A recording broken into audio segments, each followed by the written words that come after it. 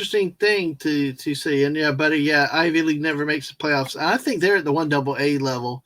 Yeah, But but Stanford isn't going to make it no matter what conference they are. Well, I don't know. Stanford used to have some good teams at times. But that was back when they had Harbaugh. They haven't been good in years. Yeah, well, they were decent a few years ago, but Ivy League, I don't even think the Ivy League gets to play in the 1AA or the FCS championship games. That's what's so crazy.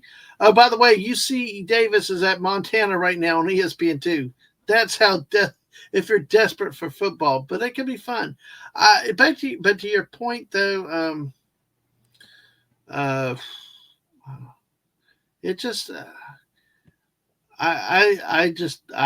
some of these schools will never make the playoffs again with the conference realignments. That's why I'm so passionate with Florida is that Florida, I mean, they're playing their way into irrelevancy. When you get 16-team conferences and the pressures to win your conference or at least finish very high in order to make the playoffs, and you keep sitting on a coach that is really, really average to below average, you're becoming more and more irrelevant to the players, recruits, and everything else.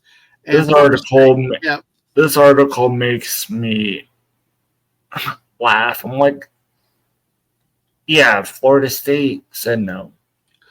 But they may say yes now. You never know. No, they're not going to because I can't see him wait. He'll be – I mean, maybe down the line. Never say never. Never say never. Because I'll tell you, Lane Kiffin would be the coach at Florida today or at the end of the season if they would ask him. I'm telling you. But now they've committed themselves to that. FSU would take prime time back in a heartbeat. It's a great time. Norvell is struggling again. And he's a typical case. We have Dabo Sweeney who won't use the NIL and the transfer portals. People are yelling at him to do that. But Mike Norvell has built the Florida State roster in the last 2 years. He had 2 good years, especially last year. But then this year, the DJ from Oregon State flopped. The teams of turmoil. I mean, he's a poster child for what can go wrong in the NIL situation. And there is not a lot of love for him. He's not a native and everything else. Florida State is also one of those teams that is in a lot of flux right now because they're looking actively to get out of the Atlantic Coast Conference. If they could find a way to buy out, they're not going to the SEC. But they may go to the Big Ten.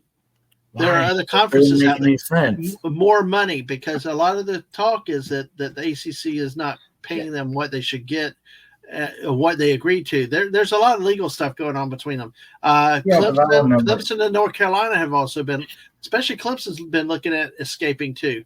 There's been a lot, and especially the expansion in the ACC caused a lot of blow up between a lot of these schools.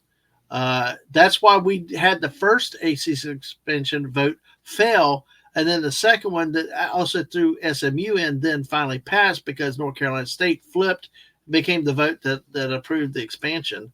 But I tell you, I laugh at this article too because. But why wouldn't he take it? Why wouldn't he go back to FSU?